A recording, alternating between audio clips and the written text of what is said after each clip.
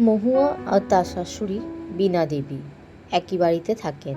মহুয়া একটি সাধারণ শান্তশিষ্ট মধ্যবিত্ত পরিবারের মেয়ে।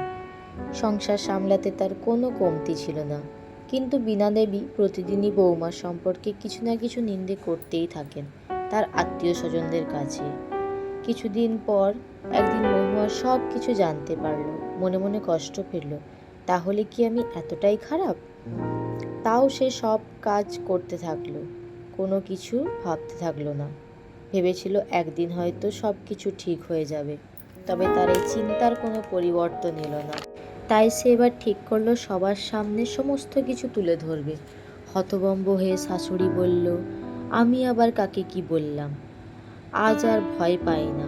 মহুয়া আস্তে আস্তে সব কথা বলতে লাগলো এবং শেষে একটা বড় দীর্ঘশ্বাস ফেলল। কিন্তু মহুয়া তখন ভেবেছিল যে এবার হয়তো পরিবর্তন হবে, কিন্তু না। মানুষ আছে না কিছু কিছু, তারা নিজেকে পরিবর্তন করতে জানে না, তারা ভালো হতে জানে না, তারা কোনো মতেই ভালো হয় না। আবার শুরু হলো সেই একই জিনিস। তাই মহুয়া ভাবল, আর নয়, যেখানে সম্মান নেই, ভালোবাসা নেই, সেখানে থাকার থেকে ছোট্ট কুঁড়েঘর তৈরি করে নিজের মতো করে থাকা অনেকটাই শান্তি এবং সম্মানের। তাই মহুয়া চলল নতুন পথের রাস্তায়। ভালো লাগলে একটি লাইক, কমেন্ট, শেয়ার করে আরও এগিয়ে যেতে সাহায্য করবে।